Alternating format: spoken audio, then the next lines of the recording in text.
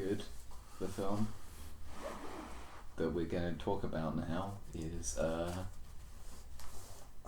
Do the Right Thing. Is that what we're starting Are we with? doing it? Hello and welcome to LieMDB, Ethan. This is your round 4 pick. Yeah, this is... You need 42 points to win. I think it can be done, you know, I'm optimistic. So, yeah. Is this the, this is technically the final one, right? Nah. No, I'm going last, so... Okay. I'll probably go second last as well. And, Johnny's already been. okay, alright. So Do the Right Thing is a film from either 1989, 1990 or 1991. 89. Okay, thank you. And it's a slightly directed film. I think it might have even been his first one. And it's the kind of film that's set over the course of one entire day really, and it just follows the lives of several residents in I think a neighborhood in Brooklyn and what they get up to. And then as the film goes on, this kind of tension between a lot of the characters sort of builds and builds and builds, and then right at the end you have this really kind of explosive finale where everything goes out of control and it all just unloads really. This film, I found out about it I think quite a while ago. It was in my 1001 movies I have to see before I die, and it had like a double page entry, so I knew it was probably going to be pretty good, and I read a bit about it. It seemed very interesting. It seemed like a kind of Magnolia Shortcut situation where it really is just slices of lives, but with the spin of it not being set in LA like all those films seem to be. And so I checked it out, and I remember thinking that I did quite like it, but I wasn't blown away by it until I picked Boys in the Hood for LieMDB, and Harry jokingly said I should pick Do the Right Thing as my 4th choice, and I decided to go away and rewatch it, and then upon rewatching it I immediately put it in the spreadsheet as my 4th pick, so I think it's a great film. So I think you three had all watched it for the first time quite recently as well, right? Yeah. Having said that, maybe you the most recently. Yeah, like I think Tony, yesterday. right? Yeah. As is the trend. I swear the conceit of LieMDB, the distance between our recording and our opinion forming and our watching it is like changed, so it's never been consistent. Yeah, it's not consistent. Can't wait till next year if we do the Odyssey. Just like, oh, just read it the night before, it's fine. I can get through it. We do 2001: A Space Odyssey, and I don't rewatch it. I remember it from when Ethan showed it to me like half a year ago. Yeah, it made you sit through that. God. Anyway, speaking of good films, Yeah. Do the Right Thing. yeah. Film we're reviewing right now.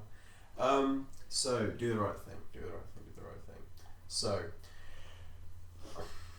what do I love about this film? So I think what it mostly comes, it's such a character-driven film. I mean, there's virtually no plot. When I talk about it being slices of lives, I really do mean that. It is just people and what they get up to. And often they order slices of pizza. yeah, from Sal's famous Pizza. But yeah, I think what it comes down to is you do have this really quite extensive array of characters who are all very, very different and all have their own kind of interesting, I wouldn't say quirks, but personality traits that you see as the film sort of goes on, and you kind of get a sense of who they are just from watching them have menial kind of conversations with the characters in the film.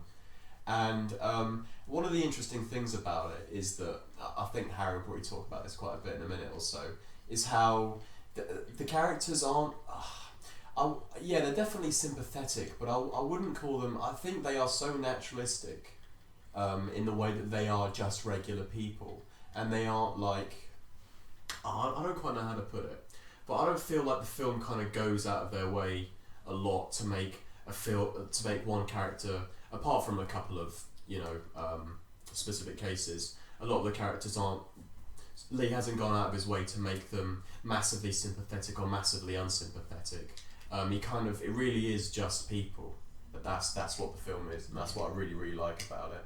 I do think though that it does a good job to stylize the characters, if that makes sense. Like they do feel realistic.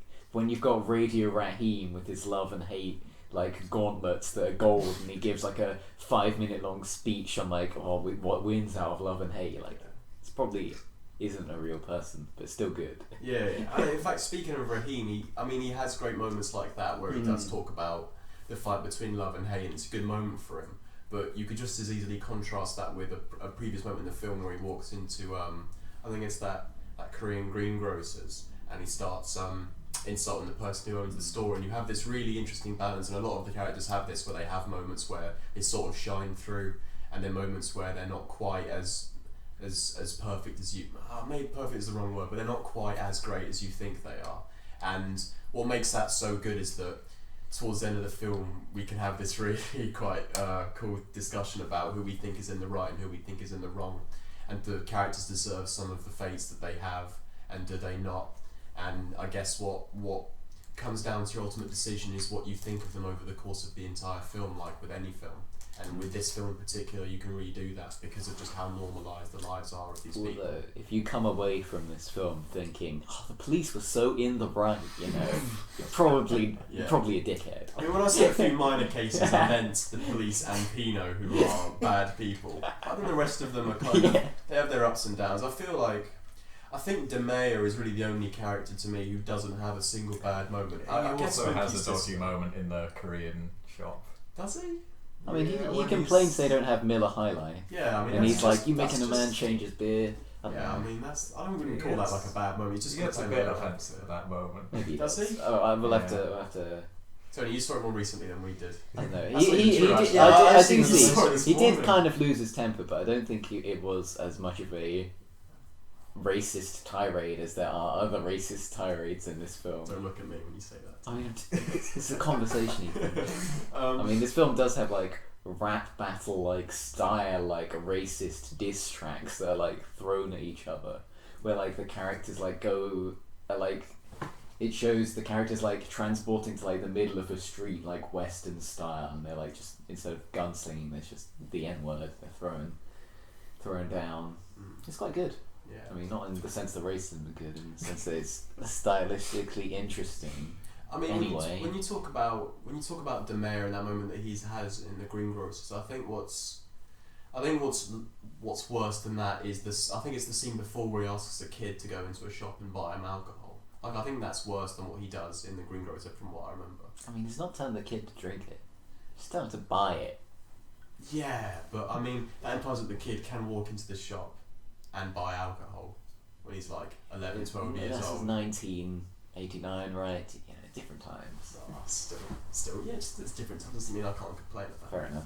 Fair enough. But I think of all the things in this film, they're like, is that morally correct? The underage drinking implication that might happen off screen. I was talking about De Meyer's one moment. We weren't talking about any other character. Well, I think it's more. It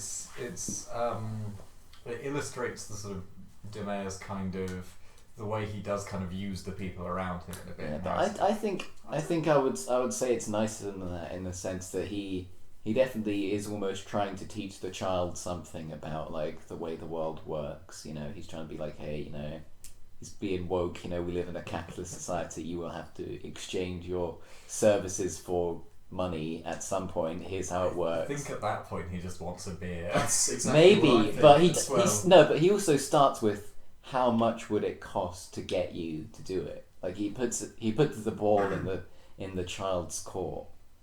I think it's an interesting blend of his kind of his sort of wisdom, but also his.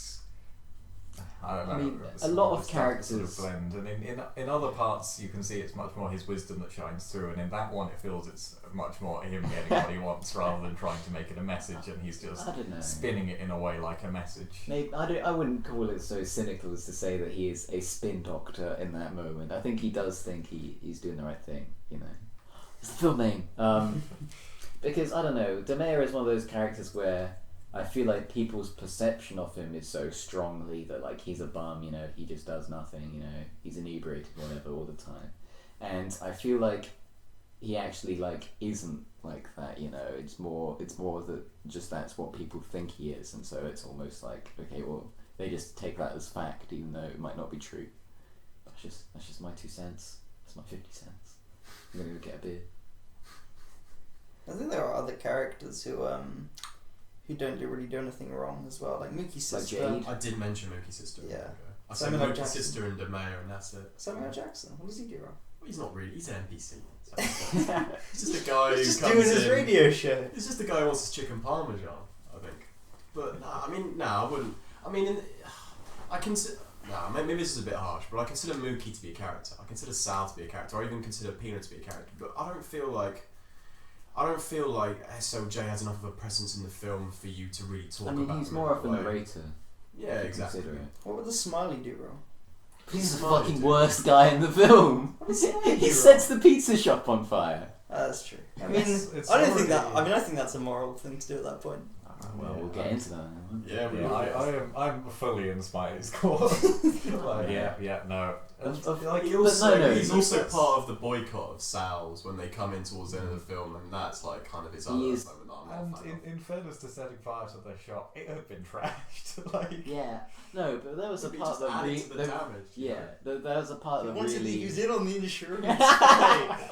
Oh, yeah, I knew that. He's laundering money through his selling pictures of Malcolm Tucker and Malcolm Tucker. Malcolm Tucker. Well, that's from.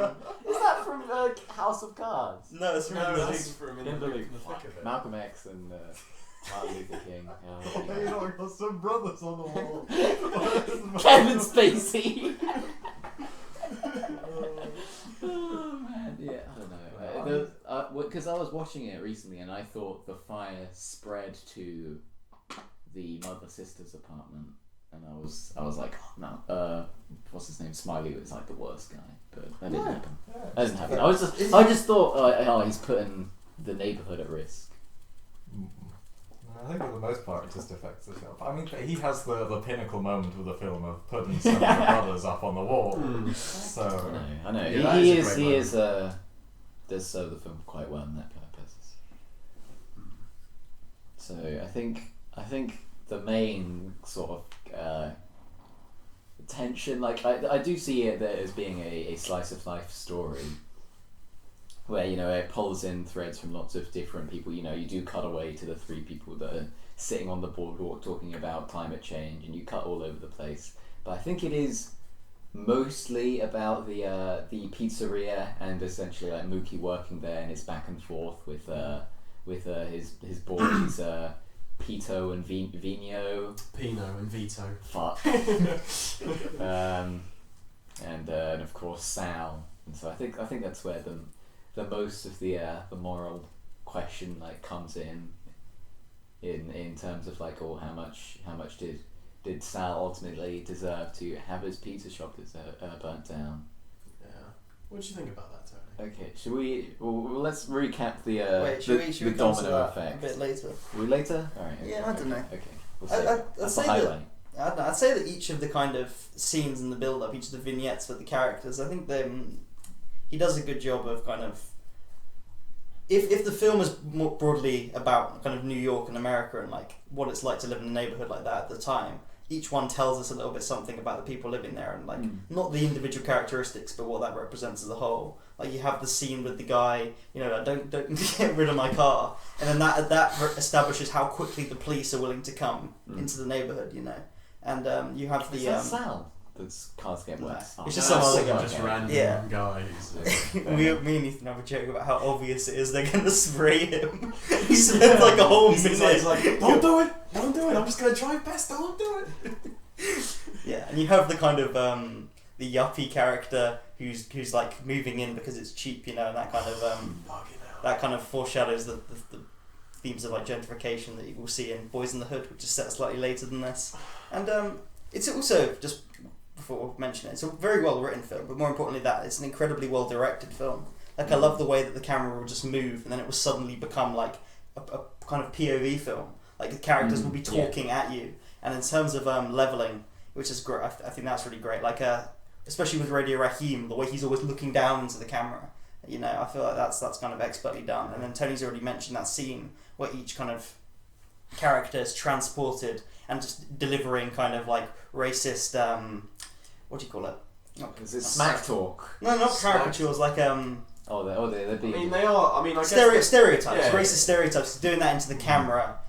Each one's doing sick rhymes as well. Don't forget. Yeah, and I think that's such a well directed, like powerful moment. Yeah. Same person. Go on, Johnny.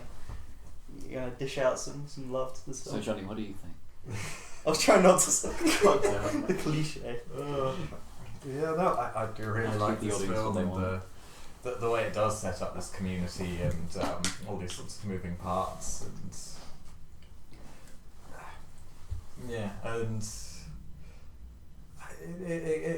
all the characters do just feel so real in it basically, and you never question that it's not real particularly, and it takes you up along with it, and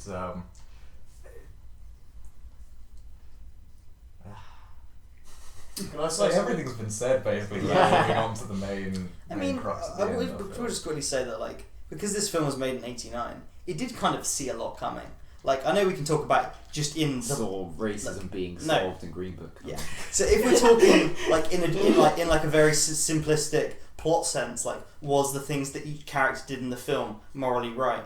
But then if you kind of step back and look at like society at the time, we've got the riots that happened, the widespread riots all over America that happened in 2 years because of a police killing. We have another police. I can't remember the names, which is sad because there's been so fucking many police killings of young innocent black men. But like a few years earlier, we've got a very similar situation, and I feel like in terms of capturing a moment in America and kind of predicting what's about to happen, this film is kind of. I mean, it's almost years ahead of its time. The fact this was made in 1989 is shocking. My immediate reaction after finishing the film was the fact that this film is still relevant today is shocking. Yeah, the fact that we can talk about like in this exact scenario, true. who did the right thing. But I love that as being the title of the film. That thing being said, because it's impossible. It's impossible. Like you could argue in this film no one does the right thing at any point, or you could argue that everyone does the right thing. When DeMea saves that kid, I think that was the right thing. Yeah.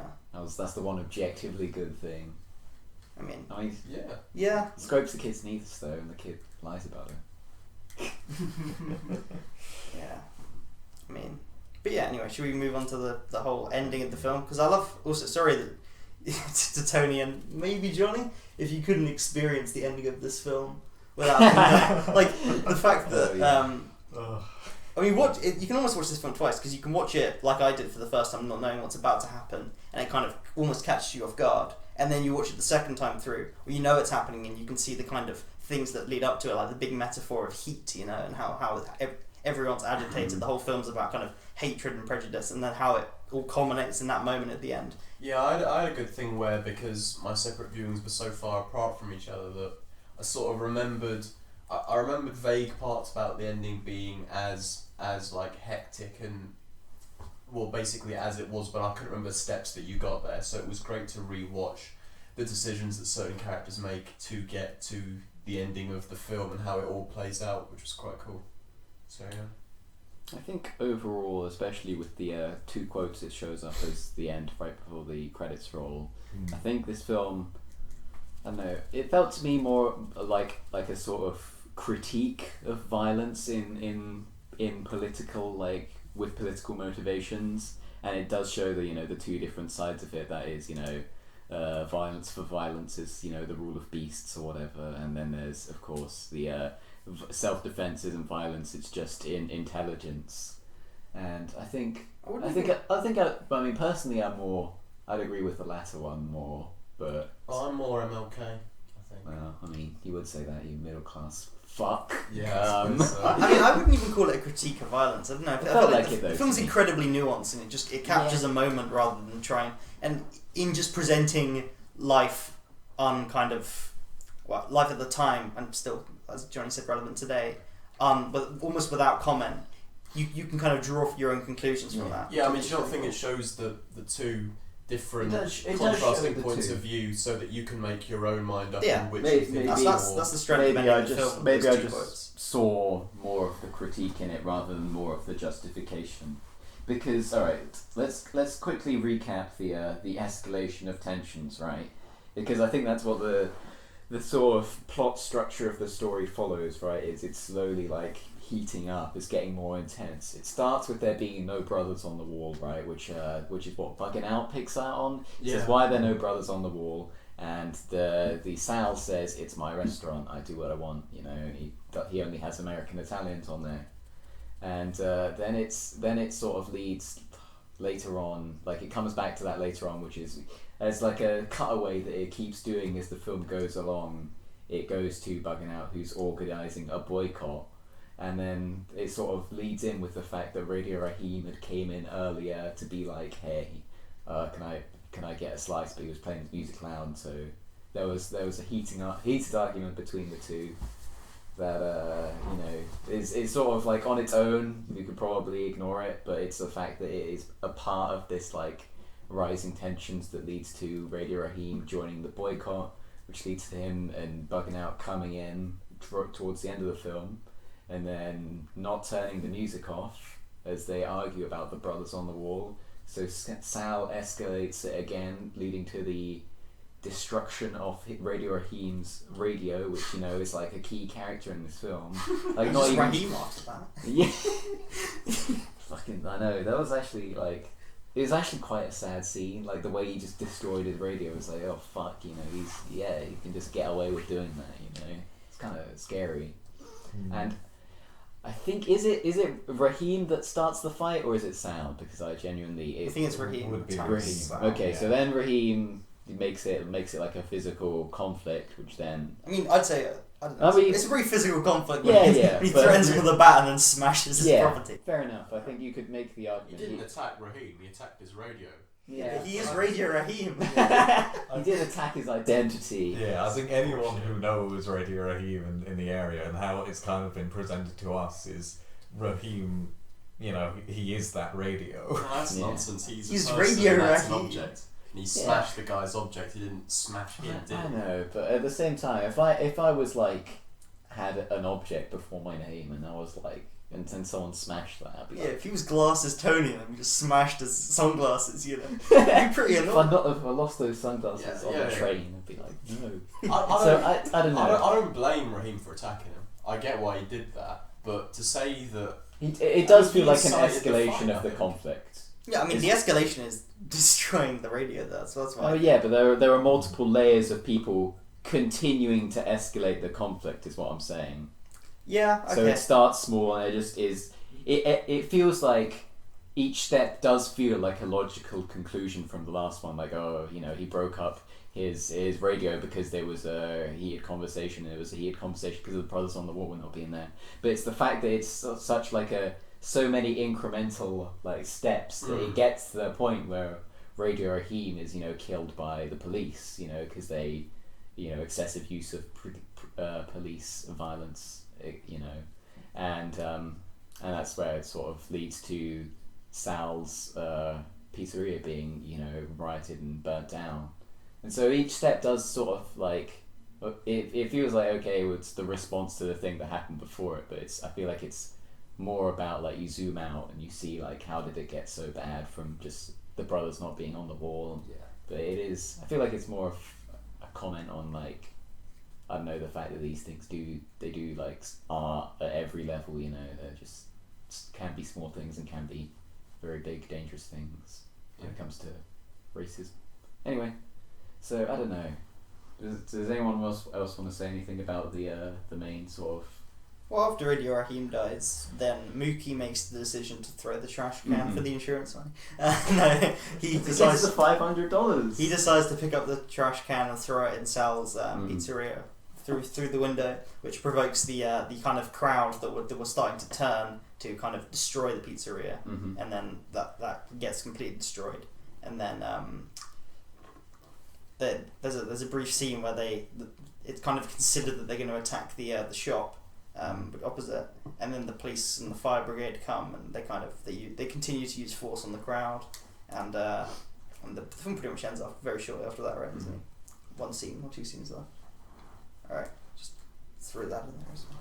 Yeah. I mean, the Korean family, the guy who owns the shop, does make it's I feel like it's an interesting point, but it does sound very similar where he says, "I'm black." And he isn't literally. I think it is more like, okay, he probably just doesn't know English that well. He couldn't hear D versus C when getting the batteries, but it is more of a comment how, like, you know, it's supposed, like, you could see the violence against Sal as, like, punching up, as, like, okay, you could see it as like fighting against, you know, the establishment, the sort of entrenched people who are above you in a sort of political hierarchy, whereas if they were to go and beat up the Korean guy in his store, that would have been punching down or punching laterally across the hierarchy, if that makes sense. Like even within, because you also have some of the moments with the Italians, the feeling that they are also a group that has to punch up and also near the bottom of the hierarchy. I think that is something the film does point out, is that they don't really, like, they don't beat up the police officers, which are probably you can't really beat up a police officer, you'd be killed. They killed someone for... but like the thing is, the violence is not, it's not really directed at, like, the fact that it is a system that forces the world to be this way. It's more the fact that as soon as people are put in a hierarchy, they look to put as many people below them as possible, you know. And it's sort of pack mentality. I guess, And it's also kind of, in terms of the attack on the pizzeria, it's not really the pizzeria, is it? It's kind of what it represents at that moment. You could say that, And the kind of the general anger and just the need to kind of... but I also think that Jade, I think it's Jade, makes a good point where he says, like, where she says to, I think, Bugging Out, that, like, I understand your spirit, but this is just, you know, she said, like, it's violence without, you know, direction. It's like, why aren't you doing something positive for the community? And I feel like that's a comment on, like, the fact that maybe if you feel that Sal wasn't entirely justified in having his pizza burnt down, the fact that violence can lead to, you know, it being used in the least effective places or not as effective places, if that makes sense. I mean, you could, but also, in terms of, like, using kind of, if we're using the film to explore the idea of, like, I don't know, peaceful protest versus violence, let's say. I don't know. The boycott wasn't violent, right? So, like, the shop hadn't been closed yet. They go in saying we're organising a boycott. He was playing his music loud. That wasn't a violent act. That was an act of protest. And then the violence comes from Sal. I still think it was way too invasive. Sal wanted to leave straight after the people who had come in at the pizza, and they came in causing a nuisance. If we're kind of talking about, like, if we're using probably shouldn't have broken the radio. No, I completely agree with you. We shouldn't. Yeah, but he did escalate. He talked to Raheem and told him to turn it down, and Raheem wouldn't do it. So what was he meant to do then? So if the whole off the radio at the very most. I mean, he did though. Yeah, if he turns off the radio, Raheem turns it back on immediately after. No, I think it's a really good that it shows earlier in the film how Radio Raheem is not just like a dickhead, you know, because he gets into. I don't think Raheem. No. But this is the point: is he gets into a sound battle earlier on with another radio, right, and they're like escalating their dials, right, and eventually he walks away from the situation. I think it's good to show that, like, Radio Raheem probably would have been reasonable in that situation had Sal had handled it better and not, you know, thrown expletives at him. You know? Raheem had come into the store earlier in the film and done basically the same thing that he did at the end. But Sal shouted at him instead of destroying his radio. Right, he actually tried to talk with him and reason with Raheem and get him to turn it down if he was going to order pizza. Right, so Raheem had already got on his... He'd already pissed him off at that point today. I can see why he wouldn't... He at that point, he's just can't be bothered to deal with that shit anymore. And if he tried to turn off the radio, Raheem would have turned it back on. And I don't think he should have broken the radio, but I get why he did, and I don't know what else he would have done in that situation that solved him leaving the shop, his own shop. If he had called the police, Radio Raheem would probably be dead anyway. So I mean, you don't know that. I mean, if look, okay, don't give me that look. That guy wanted to kill him. No.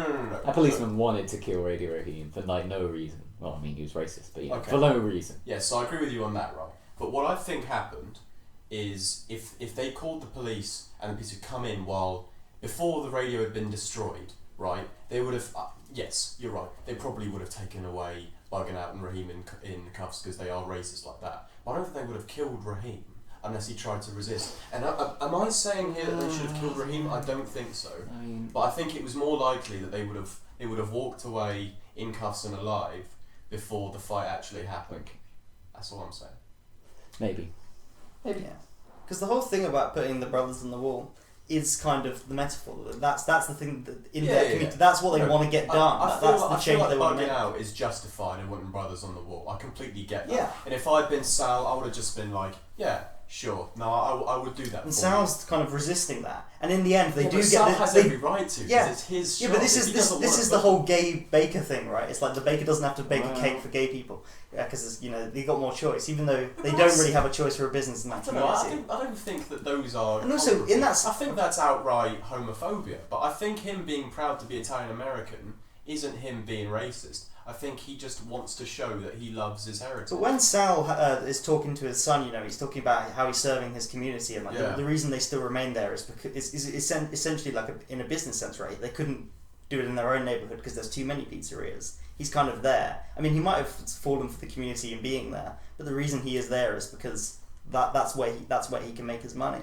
Okay, and I don't think that makes him a racist. I'm not saying he's a racist. I'm saying he should have listened to what his kind of people, what his customers wanted, and given into their demands. And then when they were staging the boycott and the protest, in terms of instead of escalating it by smashing it, he could have gone okay, and he could have listened to them. Yeah, and then I definitely feel that because okay, if you take the whole thing as a wider metaphor, if they don't listen, if they don't have to, and they're like, no, we're not going to change. What do? There's violence, right? Well, I don't know, because I feel like in the end that's how they get the violence. I feel like by smashing a shop. But I also feel like. I'm not really talking about the individual situation. I'm trying to talk about what the film's saying about how you make systemic change happen as a whole, which is what that kind of putting the brothers in the wall thing represents. If you, I don't know, it's hard to not just see the outcome of this film as one innocent person dying and the neighborhood loses a pizzeria.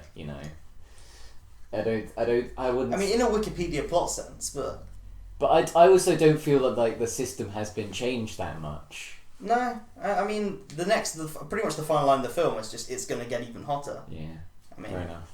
Just gets worse and worse. But I feel like in also being a critique of political violence, it also does show like the non-violent boycott as being not as effective as it could have been, because I feel like if Bugging Out had just used facts and logic and just made a better argument that why he should have had brothers on the wall, then it would have also not led to this. He could have said like, I'll buy a pizza if you put a brother on the wall, and he would have been like, I'm a business motivated by money. Yes, and that would have stopped it. I mean, the fact that any kind of non-violent activism at the time by anyone black would just lead to violence anyway. Yeah, I mean, like what happened to Malcolm X and Martin Luther King Jr. I mean, like that. I mean, exactly. And like the fact that they try and stage a non-violent protest, and look what happens is an escalation. Sal destroying the radio, and it leads to someone dying. It's kind of it's pretty much impossible to preach that that's just the only way to do the boycott. I mean, the boycott led to violence. I don't know. Was Sal in the right? It's just interesting how the Malcolm. I never thought. I just want to clarify.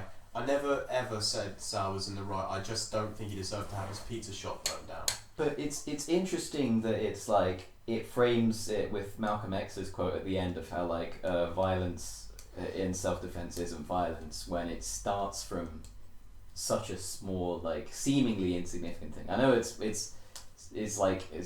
representative of a wider issue of the fact that they won't put brothers on the wall, of the fact that what is it, Vino, which is the racist one. The more racist one. Like they say like certain types of black people are, they say they're better, and obviously it's not true, but it's just interesting how it starts from something so small. I don't know, in my opinion. Yeah, well, I don't know, what's the point you're trying to make? It's just the fact that it's like it escalates so like from something that you would be like, it's just paint, just a picture on the wall, Like I suppose it's easier for me to ignore, but it's just like it does feel like I don't know how it feels, but it's just weird. It is small. It's kind of like it's a small act of resistance, but then the film is set across like a city block, which is a pretty small place, following like a small number of characters. It's almost representative of the larger whole. But God, someone say something. What I think of something clever. I think it's just that it's the fact that so much resistance comes out of something so small, and I feel like there is almost more bad than good done by that resistance. Like, even though they got the brothers on the wall, like, what did it cost, you know? Yeah, that's definitely a question it leaves you at the end. And I feel like the film kind of, its characterization of Sal is interesting, because it he is portrayed in this pretty sympathetic light throughout the film. I mean, he's definitely got problems. Like, I think he's very angry, and that kind of leads to the conflict. And that because when me and Ethan were kind of debating this, I do like Sal throughout pretty much the whole thing until it comes to that final scene where he just loses it and kind of, I don't know. Also, Vito's an interesting guy because he's almost just like a pushover, right? That's his whole character. You know, he doesn't want to stand up to his brother, and then his brother kind of is trying to convince him to kind of he's trying to convince him that his like horrific racist opinions are true, and then I feel like the film does an interesting thing where in him kind of, it kind of shows how white people at the time can just easily view the riots and be like, oh, black people. It kind of how I think Spike Lee's commenting on how the riots can kind of feed into sometimes white people's negative perceptions of black people. Like the fact that after witnessing the riots, now all the things his brother was telling him, even though they're not true, they're going to seem more true to him. Yeah. You know, it's kind of... That's part of why I saw it as the criticism, is the fact that it very easily could have had a way more racist version of Sal that would have been way more justified for him to, get his shot burns out, but chose to show him in a more sympathetic way. I still would struggle to call it like an out-and-out criticism of violence. I think it's nuanced and everything. Yeah, I'll say it shows the pros and the cons. I guess. Yeah, you could pros, definitely. You get the brothers on the wall. Yeah, it's definitely. That's all they did. But I feel like even though they did get the brothers on the wall, the shop also still like burned down. Yeah. So they didn't really change the system very much. I know, but I don't know. The system did collapse by the end of the film. The fact even Sal gets the insurance money, he comes out ahead basically. Yeah, I don't know. I feel like it's more that the people in that moment needed the catharsis, or needed a moment where they could come together after a tragedy, and even if that required kind of destroying Sal's shop, that's kind of. I don't know how much. It's like the people. I don't know. And I'm not sure it would have worked. I think they would have still been really pissed off. But I feel like the mayor had the right idea when he was trying to calm the crowd down and get rid of them to that way. The Mookie comes along and just wrecks all of that by throwing a trash can through a window. I feel like the mayor had the right idea. That's why I liked it. He defended Sal. It is very easy to say this, like, from our perspective. Yeah, I know. I'm white. I know. I get that. Not you. Yeah, being so detached from the situation. Why didn't at that moment, after witnessing someone just get murdered, they had a calm, rational... they're fucking angry, and that's why they do it. But it's weird that happens right after... No, hang on a sec. But that's like a different situation, right? Because this crowd looks like they're out for blood, and what could have very easily happened was these people just murder Sal and his two sons. It could have happened. I think that's what the mayor was worried about rather than the shop. That's why he was trying to calm down. Oh, that's also, like, Mookie directed the anger towards the shop rather than the people. So maybe Mookie saved them. That's true. One of my arguments for Mookie's actions is that he does help move the violence away from the people and onto this symbol rather than actual lies. It's like the end of Game of Thrones season 8 where the dragon burns the throne. Instead of Jon Snow. Yeah, it's basically that. I love the end of Game of Thrones where Pycelle did it for the insurance money. I was gonna say there's the big climactic scene at the end, and then Mookie runs in with his trash can and chucks it at the Iron Throne. I think it is interesting how it has the Malcolm X quote of it's violence in response to violence is self-defense, it's intelligence, because as Harry was saying, it was a moment of rage and they just needed that catharsis, and that's, although it is similar superficially to what Sal did by breaking the radio, it because you could frame it as an act of self-defense, as an act of fighting against the system of that was, caused Radio Raheem to die. So you could look at it either way. I don't know. How much longer are we gonna? I mean, well, I want to talk less about the I don't know. I guess the semantics of the film more. I want to talk about the I want to go back to what we talked about stylistically, and when we were talking about the camera angles and stuff that I really like. There's a great part in the. Oh, actually, no. Before we do that, I will get hung up on semantics again. What do you think of Jade and Sal? Do you think Sal genuinely has a thing for her? Or do you think he's just being a really nice person? Do you think Mookie was right to get pissed off? I mean, he definitely wasn't right because he was just being massively chauvinistic, no one can date my sister. Yeah. So he definitely wasn't right. Yeah, I still stand that I don't think Mookie's a particularly great guy. I think he's a really shit employee. I would never hire Mookie. He never fucking works. Takes 2-hour showers? Is that what he says in the film? And he's an awful father as well. I'll admit. What's she called? Tia or something like that? I can't remember her name. Tina, yeah. I mean, Tina isn't the best mum. I mean, she swears a lot in her in front of her That's child. not as bad. Come on. No, I know.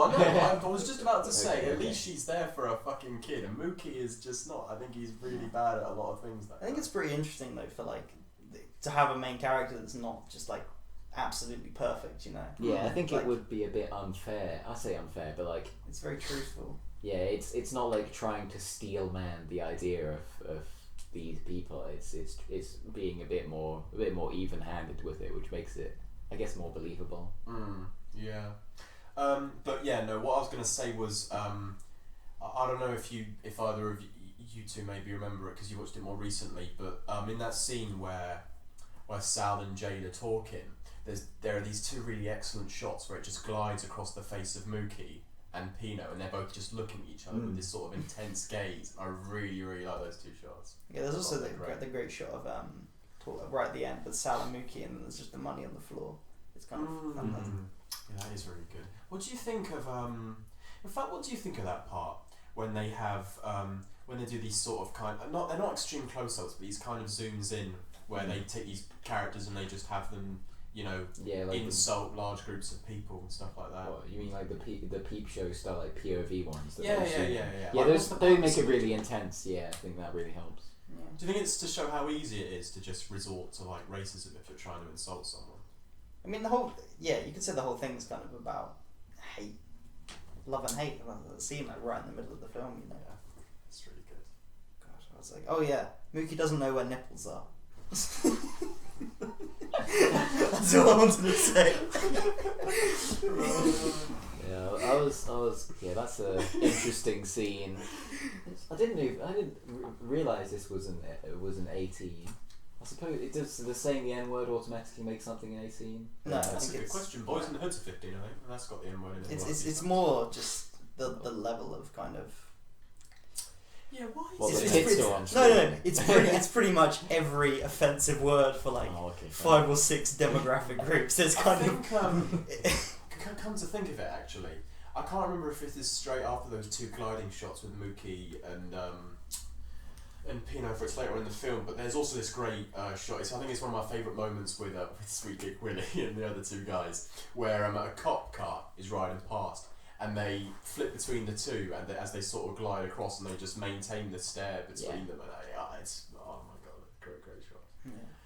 Yeah. Also, going back to the ending, I feel not talking about the actual morals of it all and everything, but just as a piece of cinema, I'd say it's I'd put it almost on par with the last maybe 20-25 minutes, the good, the bad, and the ugly, in the sense that. Well, Tony talked about it. He said it escalates. It's the way that the basically from the part where Bugging Out and Raheem walk into the shop with Smiley, right? Yeah. Thanks, Johnny. From that point till basically the end of the film, it just finds new ways to one up itself in terms of the drama and the anger. I think it does a great job. You've got the smashing of the radio. And the cops come and they kill Raheem, and they leave, and the riot happens, and the cops come back, and it I don't know, it just has this really brilliant way of finding ways to just add to, because I don't know if you ever get this impression, but with me when I watched it and I couldn't remember how it happened, I had this thing where I was like, okay, well this is it, right?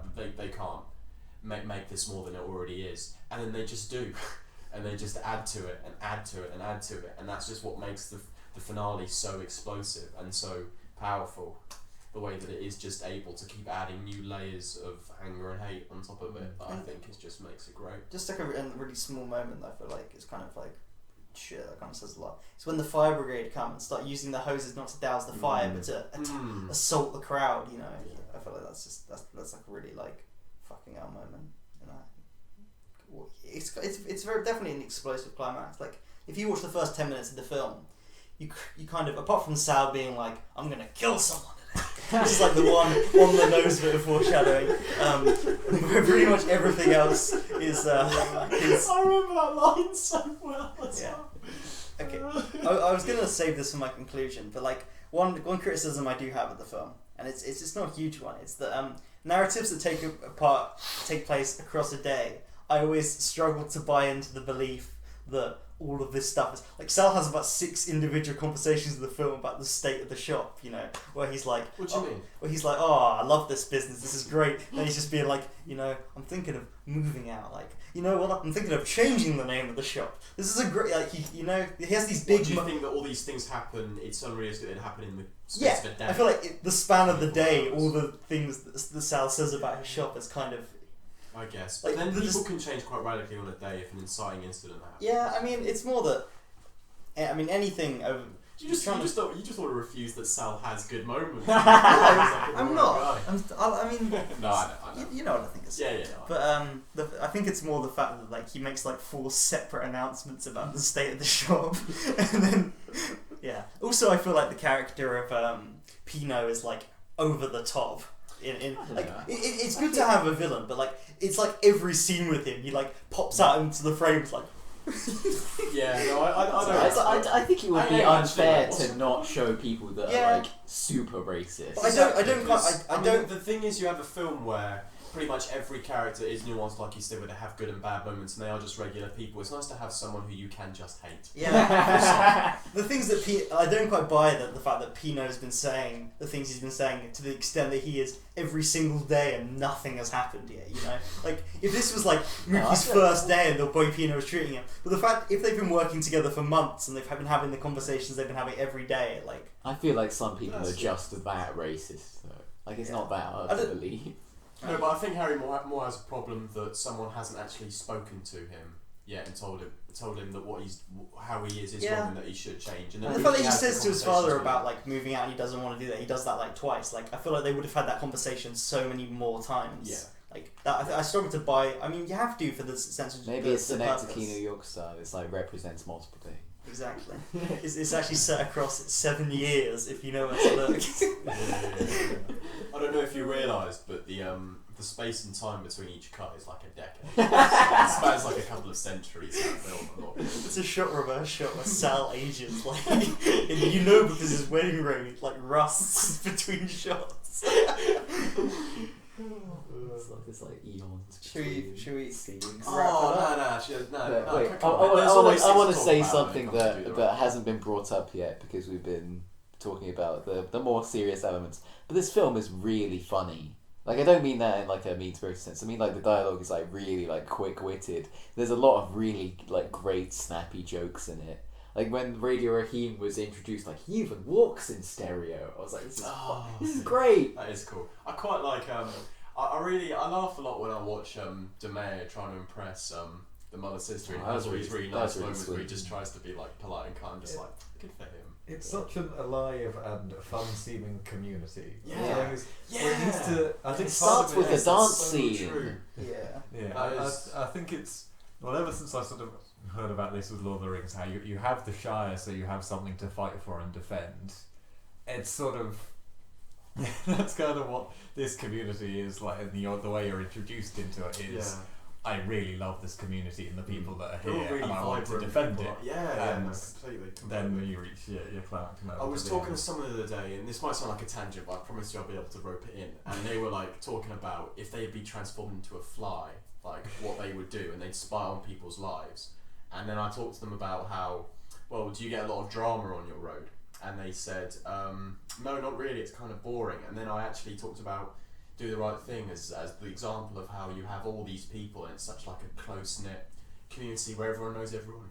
I mean, when you hear what's he called, Mr. Love Daddy, or SLJ, whatever his name is. I mean, when he sees people approaching, he just knows the names of them instantly, like that. Like people just know each other. They're in each other's lives, and you just get a sense of community that you wouldn't get in a street in Maidenhead. We fucking hate each other. Yeah, that is true. Because you've got Mookie feels like he's right near the sort of centre web of how everyone knows each other. Because he seems to know everyone. Well, he's the pizza delivery guy, right? And he just says hi to a lot of people on his way to places. Yeah, but it seemed as though he has more than just like a saying hi relationship with some of these people. Like these are kind of friends. So it's not just that he.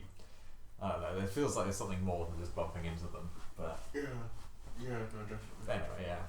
Are there any characters that we haven't talked about so far? Martin Lawrence. Oh, fucking Martin Lawrence. Oh my god. I thought he was like good when I first watched it. And then I rewatched it with Jonathan. And it really just was Will King, wasn't it? Like, just his, I don't know, it just annoys me. Again? He's, I think there's like a trio of them. They're the ones who have, well, one of them has like a massive go at DeMea. That's a really good scene. That is a really good scene. And he's just one of them. And he just says really stupid things that annoy me, and his mouth is just constantly open, and it just irritates me when I see him on screen. Martin Lawrence just is an annoying guy. Also, bugging out.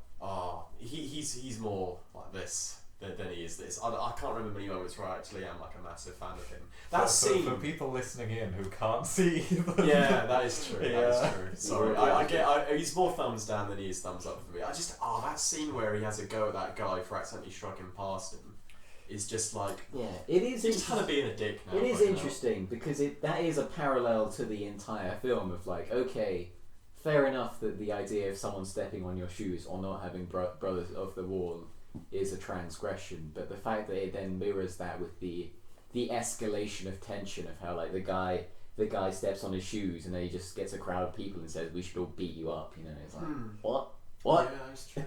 But I mean, because I understand as much as they are $100 shoes to be fair, but it's more the guy apologised, didn't he, Jonathan? Didn't he say sorry? He didn't say excuse me though. He didn't say excuse me, to be fair. No. He didn't do it as he was shoving him, and he should have watched where he was walking. But afterwards, when Bugging Out tried to like have a go at him, he did say, "I'm sorry." Anyway, Johnny, you were saying? I can understand where Bugging Out is coming from with this almost what feels like an excessive aggressive response to this moment. But the problem is with the way the sort of tension between white and black groups at that time period, and even now, like. Maybe it is just bumping in. Maybe it is that person being aggressive towards you. He is the sort of character that tries to spot that shit and say no. And so I'm sort of it is because he feels. I imagine in these sort of black communities, you feel constantly under fire from the people who are white of skin, especially with the police acting the way they do. It is true. He seems sincere. He seems genuine. Alright, so Bugging Out walks up to him and he has a go at him, and sure, he's entitled to do that. But it's just that he persists even after the guy apologises, and he seems genuine, he seems authentic in the way that he says sorry. And Bugging Out just carries on, just having a go at him. It was like, you just stepped on your shoes. I think it is more about the fact that even though we can look at these individual scenarios, such as brothers being on the wall, such as the shoes being stepped on, such as whatever, and think, maybe it was more realistic, maybe it's more even-handed. But the fact is, we know that it is a society that is so much more. We live in a society that is so much more against, the people at the bottom than it is in favour of the people on top. So it is more the fact that he is getting mad at individual things because there's where he directs his anger. Because it's like he feels like the pressure of assume everything like else that is on top of him, and there are things that he can't, punch up against, like the police, That scene's pretty good as well at showing that the community they will come together and defend their own. Even in the case of a minor digression or a small argument, all they've got is each other. They're such a small kind of close knit community that they'll defend each other. And then you can kind of see a very similar group of people coming around and supporting Radio Raheem and Bugging Out when the boycott's happening. And I feel like in terms of foreshadowing what's to come, that moment works well.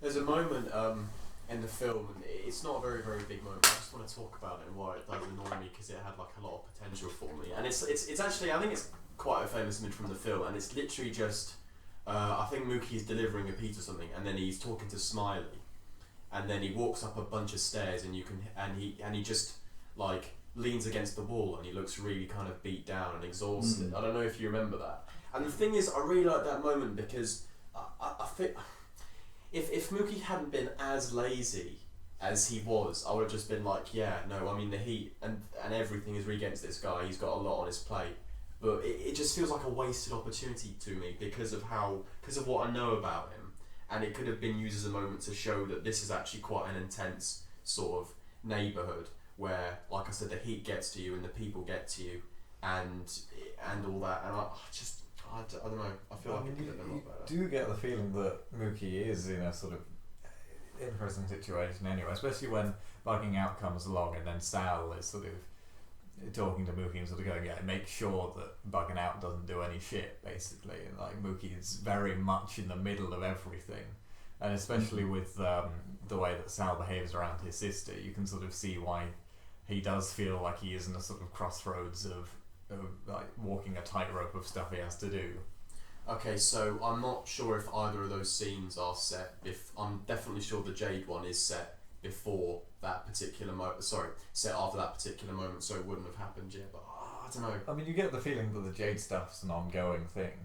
I don't know about that. I feel like I get the impression from the conversation that Mookie has with Jade that it's very much of like this is something that's just happened. And I swear, I mean, Jade comes into the store and Sal says something like, "Oh, I haven't seen you in here for a while." So I don't know if it's something that's happened before. So my taking is it is something that's sort of it's on an ebbing flowing of she sort of comes in when it looks like Mookie's about to lose his job, secures him the job for the next few months or so, and then sort of disappears off. I mean, that's a bit he hasn't been working at Sal's very long. I think it's about a month. She says more than a month.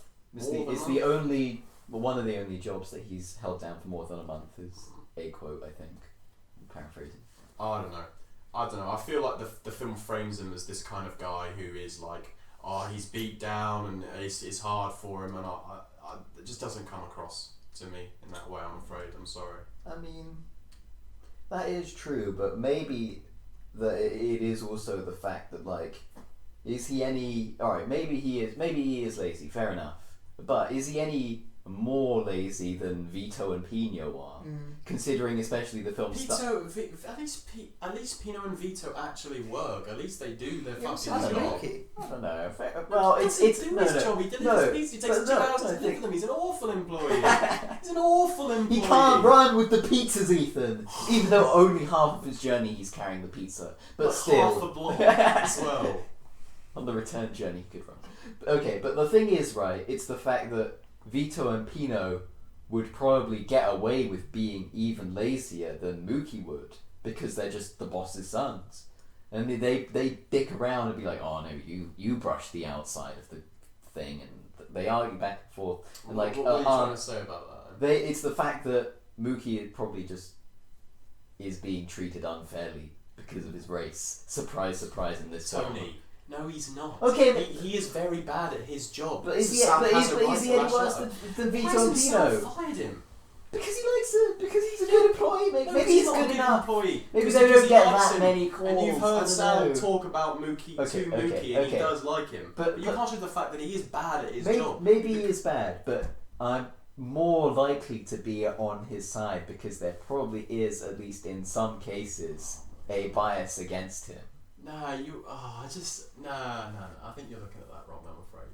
I don't know. I don't think it's completely fair to take Sal and Vito and Pino's impression of him at face value. I don't take their impression of him. I take my impression of Mookie. My impression of Mookie. They're the ones that say it takes 90 minutes, though. They could be exaggerating. I've watched the film. You timed it. It's one neighbourhood.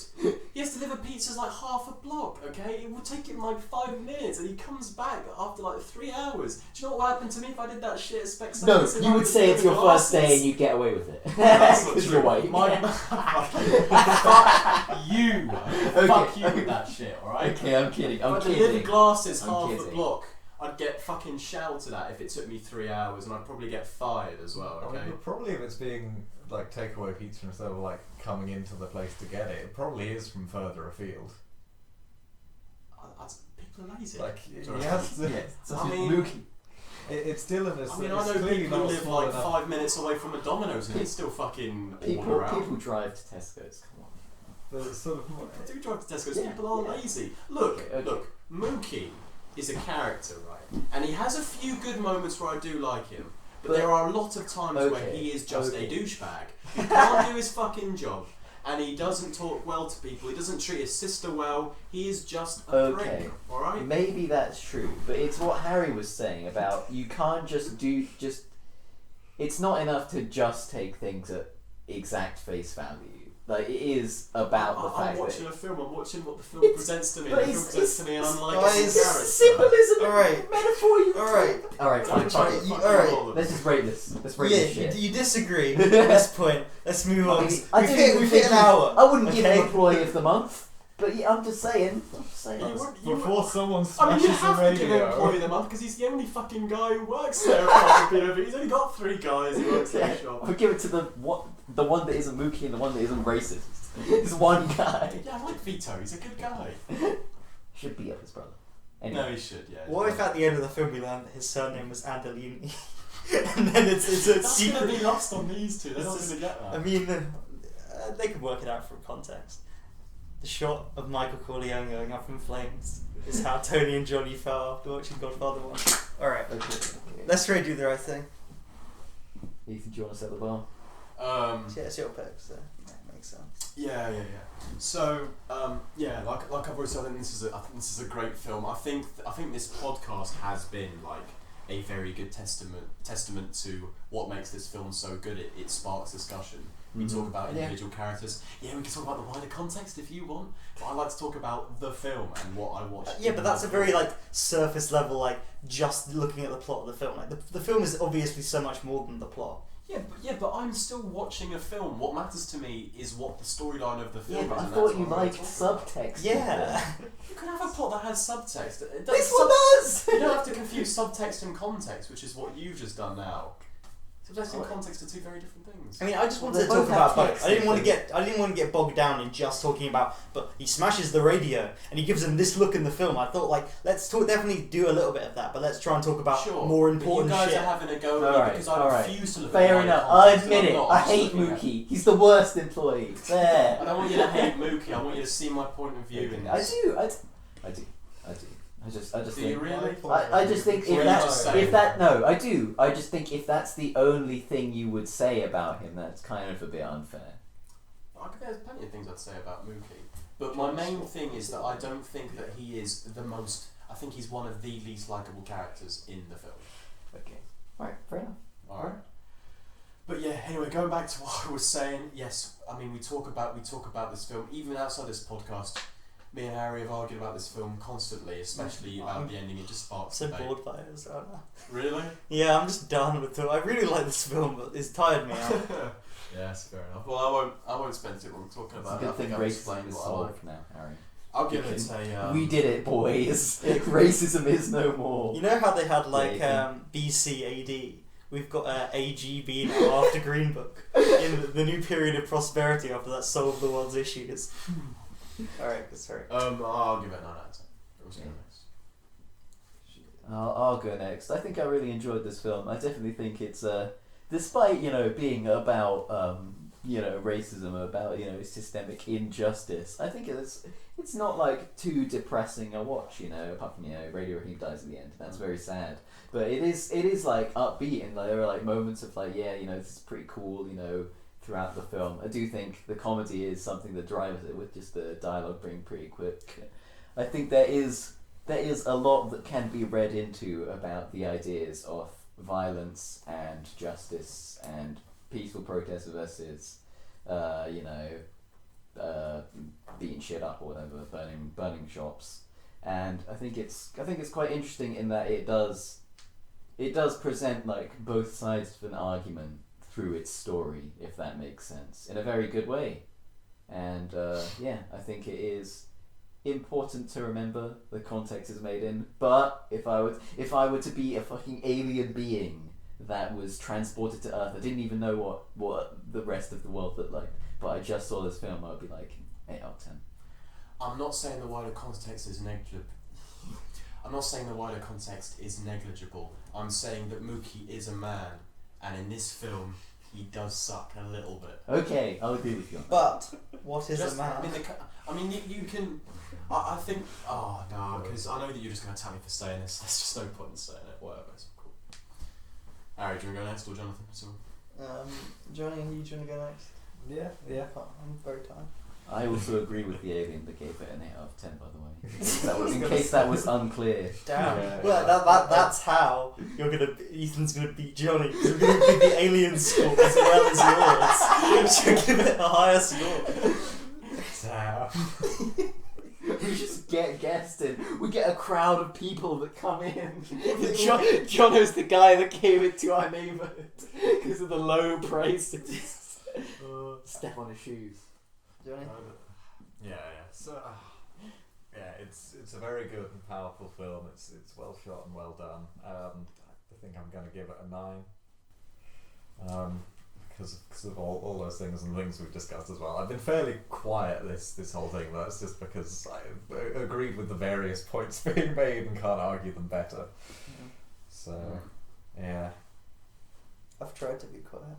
I normally try and be quiet, but I'm very bad at it. Right. I really like this film a lot. I mean, from the first time I saw it, I was kind of blown away by it. It's a very dynamic film. It's full of kind of these small scenes that kind of tell us a lot about the people in it, and the fact that the conclusion kind of just comes out of nowhere. Sorry for the spoilers, guys, but it really blew me away. I'm watching it the second time, seeing how they kind of build up to it, and there's so many like little individual moments I liked. You know, we haven't really talked about just the three. I mean, we touched upon them, just the three guys who just sit on their deck chairs and talk. Those scenes, yeah, I just really enjoy those little like 1-2 minute scenes. Very human, very very good in that sense. That, you know, doesn't feel like a. It is interesting, robot. Tony, that you do like this film a lot, and I mean, I wouldn't say there's virtually no plot, but I wouldn't say it's very very plot driven, and it is very dialogue. It's got loads of scenes as well. I mean, yeah, it's just not your kind of thing. I would have You're picked. trying to call me a racist? No, I do think the plot is probably stronger than you give it credit for. I think it is a good driving force for like the context for the things that are happening, and I feel like they all feed back into what it's trying to say, if that makes sense. Yeah. About this community. It's about more this of a place. film with a lot of subplots, though. Like, there's a lot of characters who have a I mean, goal it at the end does of the have an day. ensemble cast. Yeah. Which I don't mind. You know, it's like Game of Thrones. Yeah. Yeah. But yeah, this film. Except Do the Right Thing has a pretty good ending. So. I mean, this film, you know, like the nuance on display is great because we can have long kind of talks and debates about like what we take away from the film. But it's I don't think that's ever us criticising the film. Like even Ethan like not liking Mookie as much. It's not like the film presents it one way and then you disagree. It's the film is just very honest, and then we kind of take out of that what we want. And I find that like incredibly interesting. Yeah. And it's a really like thought provoking film. It's not that there are many of these, but it's not like a racism like is bad. You know, like all the white people are evil. We're gonna stop. You know, it's way more nuanced than that. It has way more to say than that. Like it's so much well made. prefer white saviour stories such as Avatar. No. This it kind of I mean now it's regarded as a great film, but I think at the time a lot of kind of white critics were like this is like. This film is going to kind of provoke a lot of violence, and then people like more intelligent critics and like black critics were like, no, this is just highlighting the mood at the time, and this is kind of foreshadowing a lot of what's to come. And we didn't mention this, but it was interesting. I think I talked to maybe Harry about this. There was an interview in which Spike Lee talked about the film, and he talked about how people often ask him whether Mookie did the right thing throwing the trash can through the window, but it's always only white people who ask him that question. I thought was quite funny. I think we should end by answering the question, did Mookie do the right thing, yes or no? But I will say that this is a very good film, and I'm going to give it a very strong 9 out of 10. That's cool. Alright, did Mookie do the right thing? Johnny? Oh, you've got to pick me first. I can't just piggyback on what everyone else says. No, I'll definitely be the only one who says no. Alright, I'm sure Ethan, all three of do you you want to start then? Did Mookie do the right thing? I mean, it's impossible to answer, that's why it's fun. I'll put it this way, right? If I was Mookie, I wouldn't have thrown that trash can, but I get why he did it. Like, Alright. I get why a lot of people do the things So, they do in that in film. an I get why annoying- the cops killed Raheem. I mean, it all makes sense. In an annoying referendum sense, did Mookie do the right thing, yes or no? Wait, what was the question? Did Mookie do the right thing? You have two answers. One's yes, one's no. Yeah. All right. Bear in mind saying which one no or yeah might end up in a no deal that you didn't consider. I'll say he didn't do the right thing because subjectively I know I hope I would try and be different. I don't want to advocate violence. That's like my. But it's just self-defense. Do you know Even what I though he probably wasn't really under immediate threat Did- by did- the pizzeria, you could Did Mookie do make the right the thing? argument. I'd say yes. Tony? I know I'm a racist Wait. if I say no. No. but- It depends on... It's not that. The film's more nuanced than just like... Yeah, I know. It's I not- just. I I just really wish don't. that we couldn't say Most of yes the characters or who no because there's so much middle ground with this film. Like it's not so. It's not like you got extremes like solid yes, solid no. With Mookie, it's just like Yeah. yes But and no. that's why I'm being annoying and making you pick a side. Because there's no such thing as nuance. Okay? I know writers who use subtext. They're all callous. Tony. There's exactly zero difference between good and bad things. You idiot. You Imbecile. fucking... Tony. I think if Jono's Come on, theory, yes or no. All right, I will give an answer. I just want to preface it. If Jono's theory that putting the by targeting the property, they saved Sal and Vito and Pino, even though This is like and the got meme. the insurance This is video. the fucking meme when Spike Lee's like, no, that isn't what Mookie was doing. No. The cop-out answer of he did it to direct the violence away. What, so he did it to kill them then? I mean, he didn't do it to kill them. He did kill them then. No, he didn't. Yeah, that's my point. Yeah. He didn't kill them. He directed the violence You know what away. else? So that's not the reason why he did it. Actually, really quickly. It wasn't a really conscious quickly. effort to... Do you know what other massive dick move Mookie does in this film? He's just a prick. He basically This podcast he's sounds responsible for the pizza store being burnt down, and then he has the cheek to go back to Sal and ask to get fucking. Yeah, he paid. deserves to be paid for his money. Yeah, It's but he also nonsense. deserves to be fined to the window. Did To you be know fair. someone burned Tony, down- To be fair. Come on, Did Tony. you give someone Workers' burned rights. down my Mookie should house? join a union. He deserves to get I don't paid. know. I don't know if I'd agree with Do the you union's reward right to break windows for no reason. Harry, Was do it you, fun? do you You've been a- reward someone who burns your house down? No, you get them arrested. I mean, if I paid him to build the house and he accidentally burnt it down... He didn't build the house. He didn't Alright. even. He Fine. built the barely house fucking with his own works hands. Yeah. Oh. Barely fucking Okay. works Mookie there. deserves... I mean, If I'm you saying build this this- now if as you someone build who's owed this about house- 500 quid for work I've done. You should always pay your workers when they've done the hours. Alright, Tony, yes or no? Come on, let's just end this. Or just be a fucking centrist and say... He did pay Mookie, by the way.